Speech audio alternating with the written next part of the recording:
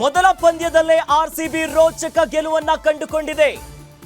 7 ವಿಕೆಟ್ಗಳ ಭರ್ಜರಿ ಗೆಲುವು. ಈ ಮೂಲಕವಾಗಿ ರೆಡ್ ಆರ್ಮಿಯ ಶುಭಾರಂಭಕ್ಕೆ ಫ್ಯಾನ್ಸ್ ದಿಲ್ ಖುಷಿಯಾಗಿದ್ದಾರೆ. ಮೊದಲ ಪಂದ್ಯದಲ್ಲೇ 7 ವಿಕೆಟ್ಗಳ ಭರ್ಜರಿ ಜಯವನ್ನ ಕಂಡುಕೊಂಡಿದೆ. ಕಿಂಗ್ ಕೊಹ್ಲಿಯ ಆರ್ಭಟಕ್ಕೆ ತತ್ತರಿಸಿದಂತ KKR. Chase master king Kohli ಅಬ್ಬರದ ಬ್ಯಾಟಿಂಗ್ ಜೋರಾಗಿತ್ತು.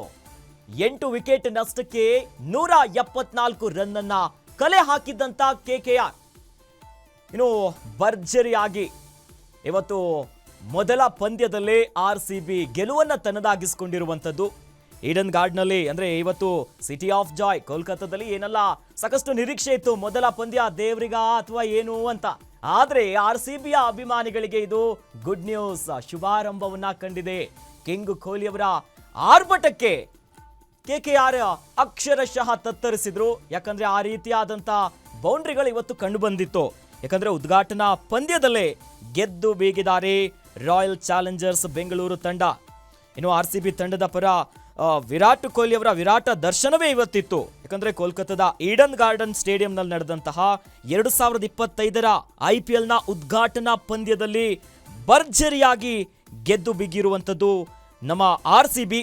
ಇನ್ನು ಕೆಕೆಆರ್ ನೀಡಿದಂತಹ 175 ರನ್ಗಳ ಟಾರ್ಗೆಟ್ ಅನ್ನ ಬೆನ್ನತ್ತಿತ್ತು ಆರ್ಸಿಬಿ.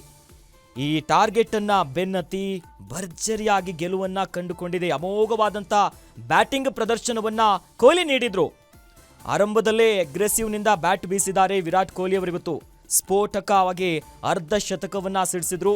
ಕೊನೆವರೆಗೂ ಕೂಡ ಕ್ರೀಸ್ನಲ್ಲಿ ನಿಂತು ಬ್ಯಾಟ್ ಮಾಡಿದ್ರು. ಬಹಳ ಅದ್ಭುತವಾಗಿ ಇವತ್ತು ಪ್ರದರ್ಶನ ಕಂಡು ಬಂದಿತ್ತು. ಈ ಮೂಲಕವಾಗಿ ಇನ್ನೊಂದೆಡೆ ಕ್ಯಾಪ್ಟನ್ ರಜತ್ ಪಾಟಿದಾರ್ ಮತ್ತೊಂದು ಕಡೆ. ಈ ಮೂಲಕವಾಗಿ ಇವತ್ತು ಆರ್ಸಿಬಿಗೆ ಒಂದು ಒಳ್ಳೆ ಶುಭಾರಂಭ ಸಿಕ್ಕಿದೆ.